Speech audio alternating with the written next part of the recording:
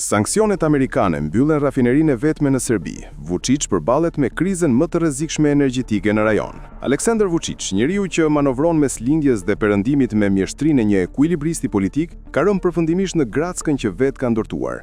Rafineria e vetme e Serbisë, pronë e kompanisë NIS me kontroll rus, ka ndalur punën për shkak të sanksioneve amerikane. Mungesa e licencës për importin e naftës bruto e ka lënë në cirkulim të ngrohtë rafinerinë, ndërsa vendi përballet me krizë të afërt furnizimi. Vučić, në një fjalim emocional e të tensionuar, paralajmëroi se vendimi i Washingtonit nuk sill asgjë të mirë, duke e përmendur rrezikun për gjithë sistemin energjetik dhe logjistik të vendit. Por ajo që nuk tha, është përgjegjësia e tij direkte për këtë situatë. Për vite me radhë, ai ka lejuar që një infrastrukturë strategjike si NIS të mbetet në duart e interesave ruse, duke refuzuar diversifikimin energjetik dhe pavarësinë reale nga Moska.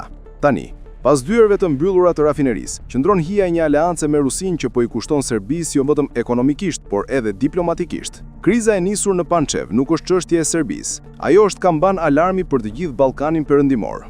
Furnizimet, çmimet dhe stabiliteti energjetik janë në pikpyetje, ndërsa aleancat e vjetra po digjen me të njëjtën naftë që dikur premtonte siguri. Vučić nuk mund të luajë më me dy palët. Koha e manovrave përfundoi. Nafta ka nisur të digjet edhe me të edhe miti i stabilitetit të tij.